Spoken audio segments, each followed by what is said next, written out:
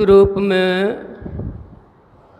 कन कन में विराजमान त्रिदर्शी चारों युगों के महान आचार्य संत सतगुरु आराध्य देव के पवित्र पावन चरणों में कोटि सा नमन। संत मत के वर्तमान आचार्य पूज्य पाद श्री के चरणों में, उनके समस्त शिष्यों के चरणों में कोटि सा नमन। मंच पर जो विराजमान देख रहे हैं दिव्य रूप में, देश विदेश में संदेश पहुंचाने वाले पूज्यपाद गुरु प्रसादानंद जी महाराज, और दिव्य रूपिया में जो देख रहे हैं बाल ब्रह्मचारी युवा सन्यासी नंदनानंद जी महाराज, मंच के शोभा बढ़ाने वाले गंभीरानंद जी महाराज, महेंद्र बाबा,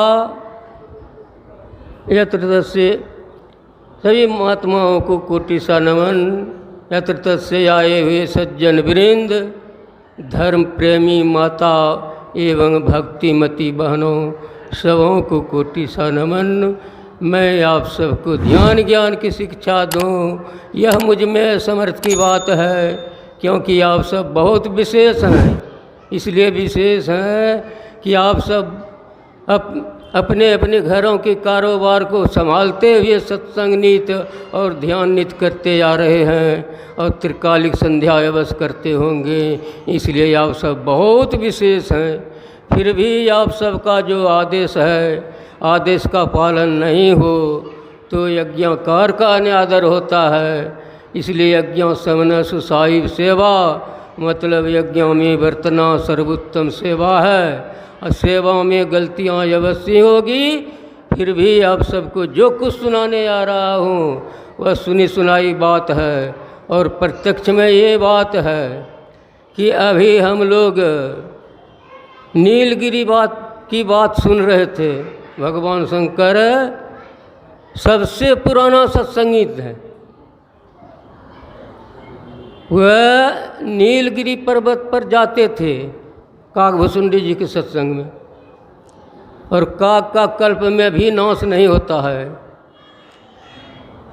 इसलिए कि वह शंकर जी तो समर्थवान है, किसी प्रकार से जा सकते थे, लेकिन वहाँ पक्षी का सत्संग है, खगजाने खगही के भाषा, इसलिए पक्षी का रूप धर करके जाते हैं।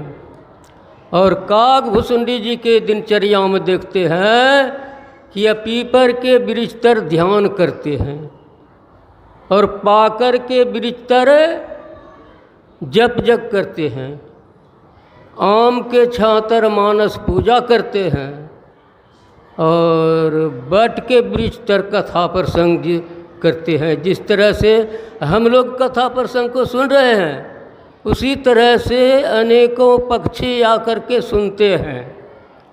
और जिस तरह से हम लोग कथा प्रसंग को सुन करके अपने अपने घरों की ओर जाएंगे, उसी तरह से पक्षीगण भी अपने स्थानों को चले जाते हैं कथा प्रसंग सुन करके। भगवान अब रह गया भगवान शंकर। भगवान शंकर भी अपने धाम को चले जाते हैं। अपने धाम जा कर के भगवान शंकर ने उमा पार्वती से कहते हैं, गिरजा संत के समागम के समान संसार में दूसरा सुख कुछ भी नहीं है। इसलिए गिरजा संत समागम समन लाभ कछियान, अब बिनु हरि कृपा न हो सो गावे वेद पुराण। सब वेद पुराण कहते हैं। और हम लोग मानस ध्यान के संबंध में सुन लीजिए थोड़ा सा। दृष्टि साधन को ही बिंदु ध्यान या दृष्टि योग, मानस ध्यान, सुन ध्यान या बिंदु ध्यान या दृष्टि योग कहा जाता है। दृष्टि साधन क्रिया से तीसरी आँख खुलने पर साधक को बहुत भारी कल्याण होता है। जैसे